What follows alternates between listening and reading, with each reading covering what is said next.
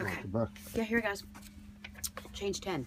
Perform a 20-minute workout 3 times a week. Are you the kind of person that goes, okay, let me just see what change 11 is. Like, I'll do this later. Like, is that you? Don't be my mom. And mom, no offense, I love you so much. You know how much I love you.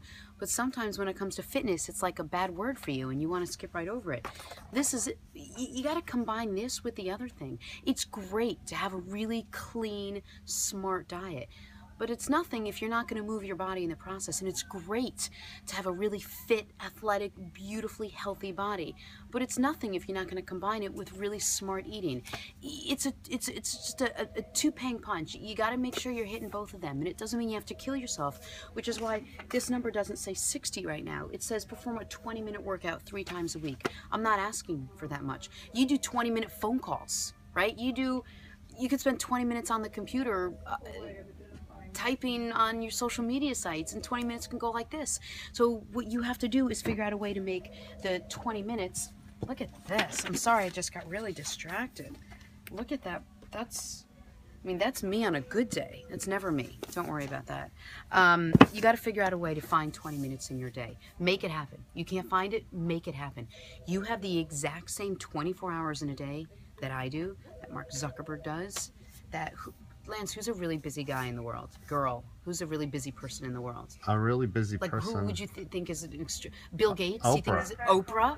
Oprah doesn't have any more time in the day than you do or than I do. We all have 24 hours. You got to find a way to make the most of the minutes you have in a day. 20 minutes of a workout is not asking for the world. It's asking for you to do something that is going to help you, benefit you, make you move better, sleep better, feel better, and live better, I promise. I'm not gonna go through all the details of the workout. It's so easily explained in here with pictures, diagrams. And if you still don't get it and you wanna ask me questions, ask me a question. Shoot me a note on Twitter, Periscope, whatever, across the social media platforms. I promise you I will answer every single question, whatever you have.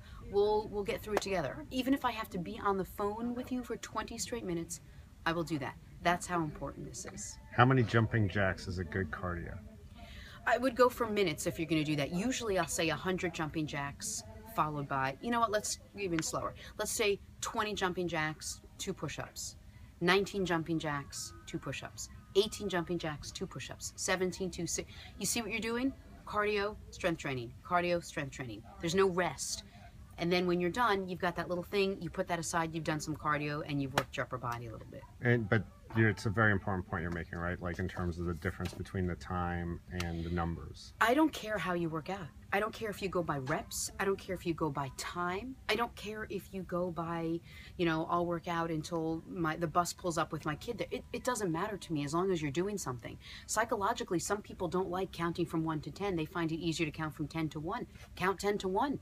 Whatever is going to work for you, you need that to work for you. Some people love putting a minute on their watch and then doing jumping jacks until the alarm goes off. Some people love counting to 60 and then being done at 60. You got to work with what's easy for you and what works for you. This is going to be a little bit challenging, right? So don't make that part of it challenging. Make everything else work for you and easy, and let this be the most challenging thing that you do. Next question. Let me. How many steps do you average per day?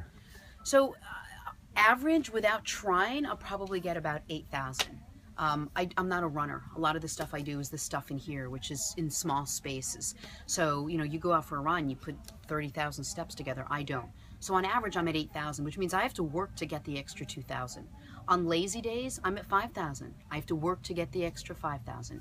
But do I do it? 100% every single day. I have to get 10,000. That's not an option. It's going to happen no matter what. How many steps do you average a day? Me? Sure, why not?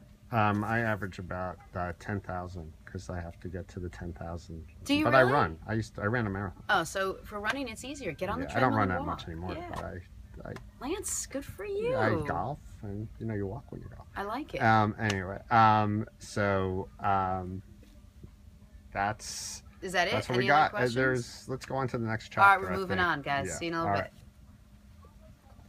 Cool. Huh? Come on, we're not done yet. No? I haven't. All right. Well, I'm just going to sit here and keep I'm reading gonna. my book.